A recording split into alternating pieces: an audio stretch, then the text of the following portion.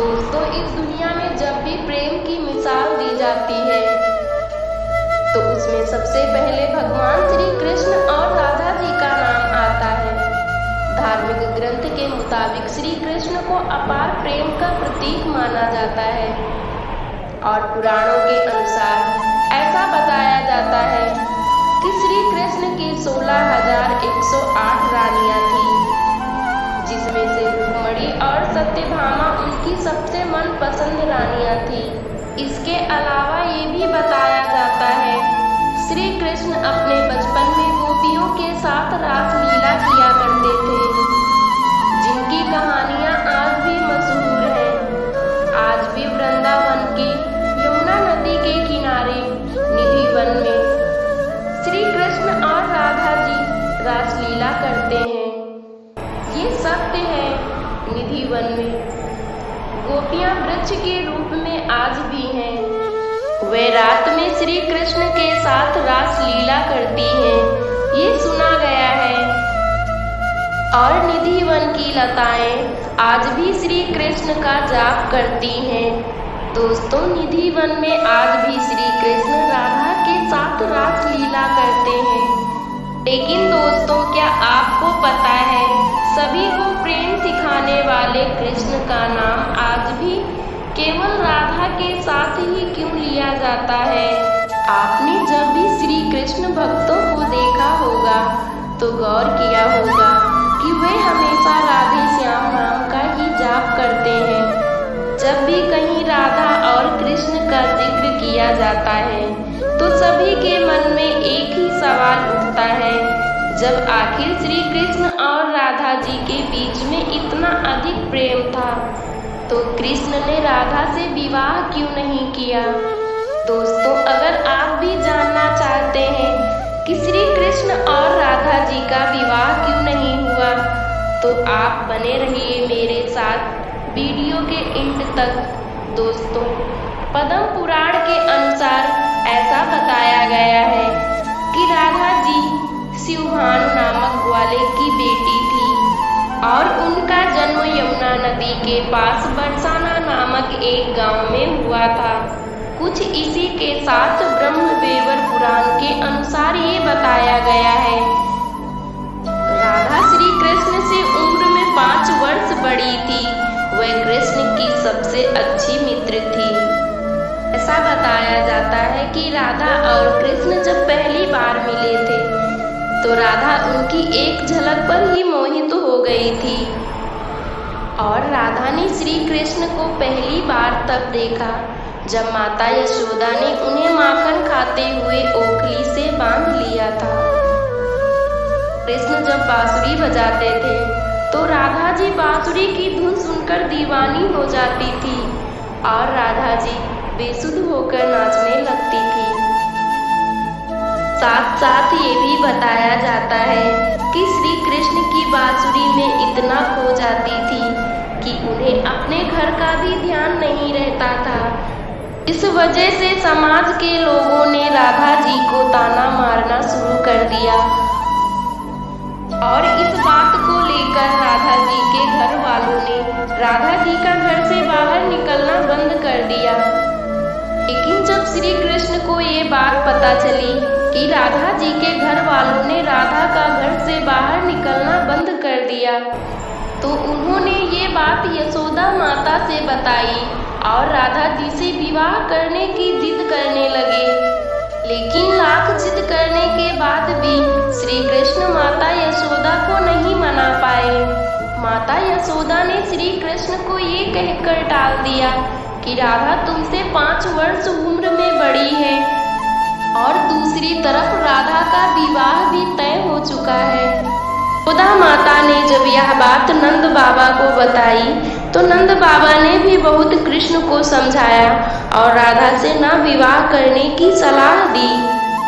कहने के बाद भी श्री कृष्ण राधा जी से विवाह करने की जिद नहीं छोड़ रहे थे। नंद बाबा श्री कृष्ण को ऋषिगढ़ के पास ले गए। श्री कृष्ण ऋषि के पास गए तो ऋषि ने बताया कि उनके माता पिता देवकी और वासुदेव हैं जो उनके मामा कंस के पास बंदी हैं। ही साथ ऋषि ने उनको ये भी समझाया कि उनका जन्म केवल दुष्टों और अधर्म को नाश करने के लिए हुआ है। जब ऋषि ने श्री कृष्ण के जीवन की वास्तविकता से परिचय कराया, तभी से श्री कृष्ण और राधा के बीच में दूरियां होने लगी। जब कुछ वर्ष बाद श्री कृष्ण बड़े हुए तो उन्हें कंस के बुलाने पर वृंदावन छोड़कर जाना पड़ा। कहा जाता है वृंदावन छोड़कर कृष्ण मथुरा जा रहे थे तो वे चुपके से राधा के घर राधा से मिलने गए और राधा से बिना कुछ कहे उनको तोहफे में अपनी बांसुरी दे दी थी कि कुछ समय बाद ही कृष्ण अपने बड़े भाई बलदेव के साथ मथुरा के लिए रवाना हो गए। ऐसा बताया जाता है कि जब श्री कृष्ण वृंदावन छोड़कर मथुरा चले गए तो राधा उनकी याद में फूट फूट कर रोया करती थी। समाज के दबाव में आकर राधा को न चाहते हुए भी अपने पिता की इच्छा के अनुसार विवाह करना पड़ा। श्री कृष्ण के जाने के बाद ऐसा बताया जाता है कि उनका विवाह यशोदा माता के भाई प्रयाण के साथ में हुआ था और उनको अपनी दुनिया अलग बसानी पड़ी। विवाह के बाद भी जब राधा जी को श्री कृष्ण की याद आती थी तो वो बांसुरी बजाकर उनकी यादों में लीन हो जाती थी। कृष्ण और राधा जी का विवाह न होने के कारण दो कथाएं और भी प्रचलित हैं, जिसमें पहली कथा के अनुसार ये बताया जाता है कि ऋषि शुक्लाचार्य भगवान विष्णु से भी ज्यादा ज्ञानी थे, लेकिन इसके बावजूद भी देवराज इंद्र ने शुक्लाचार्य के बजाय भगवान विष्णु को अपना गुरु बना लिया था। जब शुक्लाचार्य ने ये सब अपनी आंखों से देखा तो वे अपना अपमान समझकर असुरों को शिक्षा देना शुरू कर दिया और उनके गुरु बनते ही शुक्लाचार्य देवराज इंद्र से अपने अपमान का बदला लेने की ठान ली। लेकिन उनके सामने एक समस्या खड़ी थी। दाओं को तबा मारता का वरदान मिला हुआ था, लेकिन राक्षसों को ऐसा कोई वरदान नहीं प्राप्त हुआ था। इसीलिए राक्षस कभी भी देवताओं से जीत नहीं पाते थे। इस समस्या को सुलझाने के लिए गुरु शुक्लाचार्य ने शिव की घोर तपस्या की और उन्हें प्रसन्न किया। शुक्लाचार्य ने भगवान शिव को अपना गुरु बना लिया। भगवान शिव को अपना गुरु बनाते ही शुक्लाचार्य ने भगवान शिव से मृग संजीवनी का वरदान पाने की सोची। दोस्तों, आपको बता दें कि संजीवनी वरदान एक ऐसा वरदान है जिससे मरे हुए इंसान को भी वापस जिंदा किया जा सकता है। मृत संजीवनी वरदान के लिए शुक्लाचार्य जब तपस्या कर रहे थे तो उन्होंने अपने सभी राक्षसों को अपने माता पिता देव काव्य माता की कुटिया में रहने को कहा था, ताकि उनके होते हुए कोई भी देवता राक्षसों को नुकसान न पहुंचा सके। जब देवराज इंद्र को ये बात पता चली, देवराज इंद्र ने इस कुटिया पर हमला कर दिया। हमला होते ही काव्य माता ने अपनी शक्तियों से एक ऐसा कवच बनाया ताकि कोई भी देवता किसी भी राक्षस को नुकसान न पहुंचा सके, और इस तरह से सभी देवता राक्षसों से हारने लगे। ये सब देखते हुए भगवान विष्णु ने अपने सुदर्शन चक्र से काव्य माता का सिर धड़ से अलग कर दिया। हालांकि ऋषि भेगु ने अपनी पत्नी यानी कि काम्यमती को अपनी कामधेन गाय की मदद से जीवित कर लिया, लेकिन उसके साथ साथ ये भगवान विष्णु को ये श्राप दिया, उन्हें इस धरती पर रहकर पत्नी वियोग सहना पड़ेगा। और दोस्तों, बताया जाता है कि ऋषि भेगु के द्वारा ही श्री कृष्ण और राधा जी का विवाह नहीं हो पाया था। यही कारण है राधा जी का और कृष्ण का विवाह न होने का। राधा और कृष्ण का विवाह न होने के कारण एक कथा और अत्यधिक प्रचलित है, जिसके मुताबिक ऐसा बताया जाता है कि एक बार देव ऋषि नारद को ये घमंड हो गया था कि खुद कामदेव भी उनकी तपस्या और ब्रह्मचार्य को नहीं तोड़ सकते।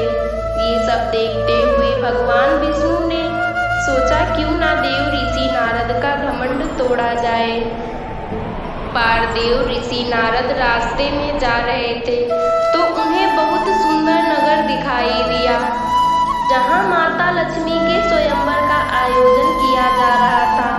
तब नारद मुनि उस नगर में गए और वे माता लक्ष्मी की एक झलक देखकर ही वे उन पर मोहित हो गए। लक्ष्मी के रूप और सुंदरता को देखकर नारद का ब्रह्मचार्य तो भंग हो ही चुका था। इसलिए नारद ने सोचा क्यों न इस स्वयंवर में भाग लिया जाए। लेकिन इससे पहले देव ऋषि नारद भगवान विष्णु के पास गए और उनसे कहा, अपना सुंदर रूप मुझे दे दीजिए और मुझे हरि के जैसा बना दीजिए। दोस्तों, आपको बता दे, हरि का एक अर्थ वानर भी होता है, लेकिन देव ऋषि ये बात नहीं जानते थे। भगवान विष्णु ने उन्हें एक वानर रूप दे दिया। लक्ष्मी स्वयंवर में आई तो नारद का वानर रूप देखकर उन्हें बहुत गुस्सा आया। इसी के साथ साथ नारद का स्वयंवर में खूब मजाक बनाया गया। उसी समय भगवान विष्णु भी एक राजा वेश धारण करके उसी स्वयंवर में आ गए। भगवान विष्णु के सुंदर रूप को देखते ही लक्ष्मी जी ने उन्हें अपने पति के रूप में चुन लिया। तब देखकर स्वयंवर में बैठे सभी लोग नारद की और हंसी उड़ाने लगे और सभी ने कहा, पहले जाकर अपना रूप आईने में देखो।